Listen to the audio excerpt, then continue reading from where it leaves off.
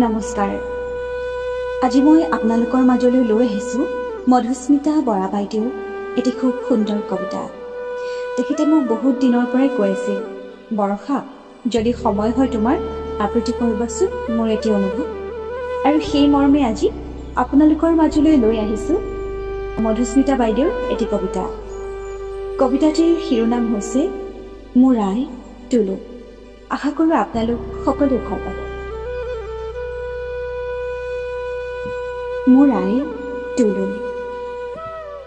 মোৰ আই বগা, আইৰ কাপোৰযোৰো বগা, তেনে কিয় জানো আইক আটায়ে চেই চেই কৰে? আই জানো আছিল অকটা তিতা? দবা কোবোৱাৰ সময়তে সদায় আঠে বেঠে ঘোষাৰ তাই বাট চাই ৰয় আইৰ মুখত গুণগুণাবলৈ। সদায় নিজক পাহৰি তেওঁৰ চাদৰে আঁচল পাতে।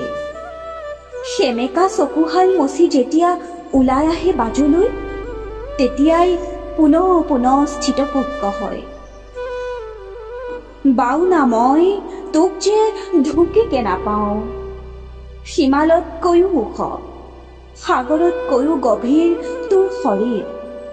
তোৰ বাবে মোৰ এই পৃথিৱী তোক তাক জীৱন। পানী বগা, কুঁৱলী বগা, তোৰ কাপোৰযোৰো দেখিছিলোঁ বগা। কিমান যে ধুনীয়া লাগে পুৱা কুঁৱলীয়ে দুৱৰীৰ সৈতে মিলি মালা গুঠিলে। চুই দিলেই লাজতে মুচকচ যায় নিয়ৰৰ মণি।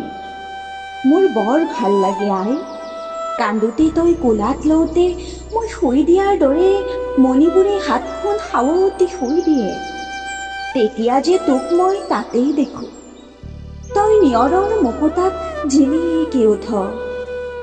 কচোন আই, যদি মই পুত্ৰ হৈ জন্মিলো হয়, তোৰ সুখেৰে তৰাতি হৈ কাষতে থাকিলো হয়।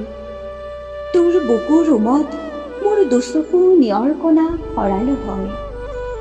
কিন্তু মই বৰ নিঠুৰুৱা অ আই, তোৰ সহায়েৰে চিনা পৰিচিত একে সেউজীয়া পৃথিৱীত আছো যদিও মই আনৰ ঘৰৰ ছোৱালী। তোৰ বাবে মই চিৰদিন ঋণী। তোৰ সমান এবুকু মৰম পাবলৈ নাই।